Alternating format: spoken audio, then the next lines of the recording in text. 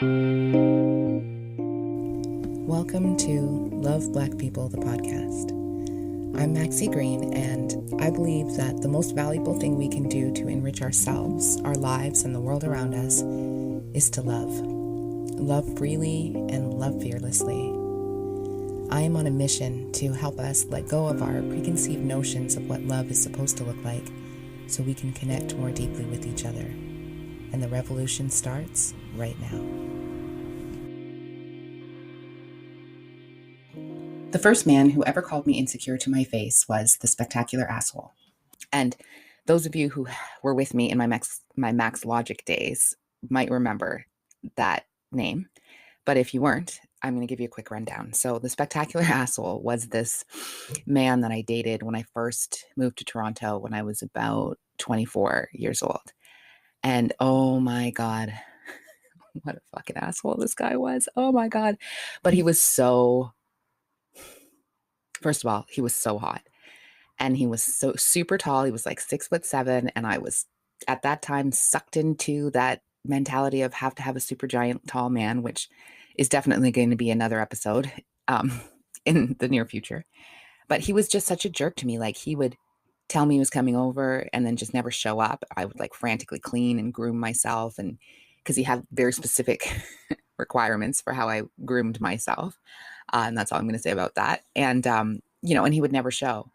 And he would just call the next day like everything was normal, or he would just never show up and not call me for like 2 weeks and then show up out of the blue like everything was normal. He lived with a girl and didn't tell me about it until, I don't know, a year and a half in. Oh my God, so many things. He was just such an asshole. And I was young and stupid and dazzled, and it took a while, but eventually I got tired of his bullshit and we broke up. And then he randomly called me out of nowhere a couple of years later, and we were talking about trying again. And I was like, well, there's one thing that you used to do that I absolutely cannot tolerate this time around. And that is just standing me up, like just not showing up when you're supposed to and just acting like this is no big deal. And he was like, okay, I promise I won't do that. And I said, okay. And then we made a date, and something happened. He was supposed to come over to my house, and something happened, something involving his daughter. And it was like he texted me. Yeah, it was like he texted me and he was like, I need to go have a meeting at blank's school, the daughter's school. And I was like, okay. And then he never showed up, didn't call, like nothing. And I was like, oh, well, I guess we're done then. And I was just like, what the fuck, right? Like, anyways. And so when he eventually did call, I think it was like a day or two later, and I was just cold and snappy on the phone, and he was like, what's the problem? And I was like, I don't understand why you're calling me. We're done. And he was like, what do you mean we're done? And I was like, dude, I told you if you ever fucking stand me up again, it's over. So I assumed that that was your way of letting me know that things were over because you fucking stood me up. And he was like, first of all, I didn't stand you up. I told you I needed to go to a meeting at whatever her name is at her school. And I was like, but that's not the same thing as telling me that you're not coming over. Like, I thought you were just sharing information with me. Like, I don't know what the fuck. And then he was like, and I can't believe you thought that it was over just like that. He was like, how could you be so insecure? And I was like, I beg your pardon? And I was outraged. And then after later, when we got off the phone, I thought about it and I was like, he kind of has a point.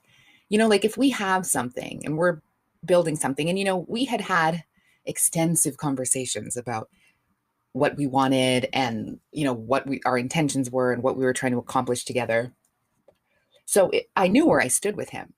And it did kind of make sense to me that it was kind of a function of my insecurity that would make me think that he was done with me just like that, and had so little regard for me that he would be done with me and not even fucking bother to tell me. But so I started to think like, am I wrong? Is he right? But then on the other hand, he is the spectacular asshole. And the reason that we lasted as long as we did the first time around was that he always knew how to talk his way out of a situation. So it was like, I think, am I wrong? Or is he, I was like, I don't know what's happening here. I think he might be playing me for a fool, but something inside of me is telling me he might be right. And, I was much younger then. I think I was in my early 30s at this time. And so I asked my friends, something I would never do now, but I asked my friends, like, does he have a point? Like, could it be just that I'm so insecure? Like, I have so little like faith in this and so little confidence in the fact that he wants to be with me that I'm just spinning. And everybody was like, no, no, he's a fucking dick. That's a fucking dick move. He stood you up and now he's trying to gaslight you and whatever, whatever. And then I I don't even know what happened, but we didn't last much longer than that, is my point. And that was the first time. The first time a man called me insecure to my face. I thought it might be right. Instinctively it felt like the right thing. But everybody else's opinions and just the idea that like I could forgive a man for standing me up, especially after I had explicitly told him in no uncertain terms that I would never forgive that. It just felt like, no, I'm a fucking idiot. Like I can't go out like that kind of thing. Fast forward, oh my God, so many years later. And I had an argument with Mr. Max early on, I think, early-ish in our relationship, where he said to me, "Don't be so insecure." And I went, "Oh, excuse," and he was like, "Yeah, that's what I said. That's what I said. You're insecure." And I was like, "I am not." And then I was like, and I kind of thought about it and I realized, so I don't remember specifically what that argument was about with Mr. Max, but and in that period of time, we were having a lot of arguments about the same thing, which was that he I felt like he never had time for me. He never had time to talk to me. He never had, and I felt like I had told Mr. Max on, I don't know, maybe like the first or second time that we talked, I said to him, "Listen, I need a lot of attention. So I'm just letting you know right now, if you're not up for it, that's fine. But like, I'm not one of those girls that you can just put on a shelf and come back and she'll still be there. Like, I get antsy if I don't hear from my person on a regular basis. I need time. I need attention. I need compliments. I need conversation. And so I'm just letting you know that. And so when we get to this phase of our relationship where like he never has time to talk to me, it's like sometimes I would wait all day to talk to him and we would get on the phone and only talk for like 2 minutes. And I would be so like just crushed. And I really whipped myself into a frenzy. I honestly, it's so funny now because at the time, this was my point of view. I feel like I'm veering into rambling territory, so I'm going to bring myself back on track. At the time, this was my perspective. I told you from the beginning that I require a lot of attention, and you agreed that you were able to give me a lot of attention. And now here we are, you've sucked me into your vortex, and I'm attached to you, and now you're not giving me the attention that I need, and you agreed to give me. Sorry, as usual, I'm drinking coffee, even though I'm recording this at like, I don't know, 10 o'clock at night. It doesn't matter. Also, tell me, you guys, I let a friend of mine listen to the first episode and I took a sip of coffee in the middle of it and he told me to edit it out. And I was like, no, because the point of the podcast is for me to just be myself. And you guys know, if you see me on lives or you're in my group programs or coaching programs, I'm always drinking something and always pausing to take a drink. So to me, it's very natural and organic for me to be drinking coffee and pausing in the middle of a podcast episode. But he says, no, I shouldn't do that. So you guys tell me if you find it annoying that I stop to have a sip in the middle of a sentence. Anyways, my point of view was I told this man from the beginning, I need a lot of attention. He agreed that he was able to give me a lot of attention. He was up for it. The whys and the particulars of why I needed a lot of attention, we didn't get into. But to me, it was like, this is my boundary. Like, this is me standing up for myself, right? Like, this is me advocating for myself. Like, this is me drawing my line in the sand, And so every time I didn't get attention from him, I was like, it was like a disrespectful thing to me. It was like him trying to like, I honestly, what I thought at the time and what I would write in my journal was that he was trying to break me. I felt like he was trying to prove to me and prove to himself that he could do whatever he wanted and I would just take it because I was just that sucked into his vortex. And so it became kind of like I want to say a point of pride, but it's not even that. But it became the thing that was like, if I don't get behind this boundary, like if I don't assert this need, then I am being a doormat. Then I am settling. Then I am I don't know, whatever I am. I'm compromising. I'm whatever. You know what I'm saying? Like, it felt to me like if I if I didn't constantly be ragging on him and asserting this need and being angry every time he didn't call when he said he was going to call, or every time he wanted to get off the phone with me after 2 minutes or whatever, that it was like I was laying down in the street and letting him run over me in the car. And it just got to be this insane thing where it was like every time he called me, I was pissed off. No matter how long I don't think that man could have been on the phone with me for fucking 72 hours straight and I would have been satisfied. Like, nothing was good enough. And I was just like, I wasn't raging because I'm not like that, but I was displeased. And I always made it clear that I was displeased. And it turned into a lot of arguments, like we would have the argument, we would resolve it. And then it would come up again. And what ended up happening was that he basically just, I don't want to say he ghosted me, but he basically ghosted me. He basically disappeared for like, I don't know, at the time it felt like weeks, but I think it was really actually like maybe 5 or so days. And then he eventually called me. And of course I fucking raged at him. And I mean, in that one, I feel like I was justified in that, because when he disappeared like that, like it gutted me. I was so upset. And this was like pretty early on in our relationship. I don't think I should have been as devastated as I was, but I was really, really, like, it really hurt me. It really cut me. And so he called me after the 5 days. We got in a fight about it. He promised that he was going to call me 2 days later. He didn't. And then it was like, here's the second iteration of the ghosting and whatever. And anyways, what ended up happening was I was going through my breakup process. I have this thing when I break up with people. It's kind of like this 14-day mental process that I go through that if you guys want to hear more about, let me know. And I will make an episode or a series of episodes about it. But yeah, so I was doing my days, right? Because I always say at the beginning of a breakup, like, okay, 14 days from now, this will not feel this bad. You just have to put your head down and get through the next 14 days. So I was working my days, and one morning I was doing my morning meditation, and all of a sudden the thought came into my mind that like I was completely and totally dead wrong. And it was like, it wasn't that I needed attention. It wasn't that I needed conversation or connection, or I needed for him to make time to prove to me that I was important. It was that I needed validation. I was insecure.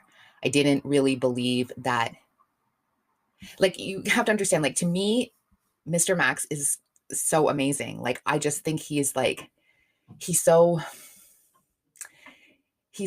and he's sensitive, and he's wise, and he's honest, and he's understanding, and he is accepting, and he is, in many, many ways, he is, and this is going to sound really corny and whatever, but like in many, many ways, he is the person that I was praying for so long. And so I, not being a person who is used to getting what I want, and especially, getting the man that I want, I just could never really believe that he wanted me. And so what I actually, when I was saying like, this is my boundary, this is my hard line, these are my standards, and I will not compromise them for you. What I was saying is, I need you to constantly remind me that you like me. I need you to constantly validate my place in your life. I need you to, constantly like reassure me and like lift me up and make me feel good about myself. And what is that? That's insecurity. That's all it was. And it was really, I mean, I don't know. Now that I'm telling the story, it seems very obvious. But at the time, like, it seems very obvious telling the story now that, like, yeah, I was insecure, but it didn't feel like that at the time. It felt like asserting my boundary in that way was the most secure thing that I could do.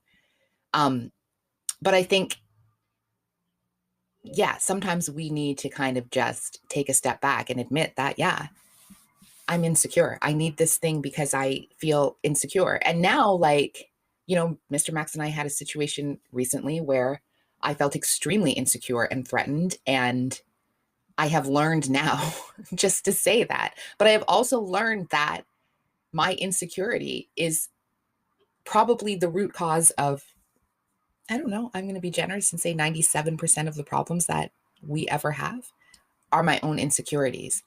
And I think that as women who have internalized the kind of things that we have internalized about how, how men should behave and how men should treat us and all the rest of that bullshit. I think that we have gotten out of the habit of checking ourselves and checking our motivations and checking what's behind. I had a desire to hear from Mr. Max on a regular basis, but it wasn't until, he was gone that I took the time to examine that desire and break it down and understand what was behind it.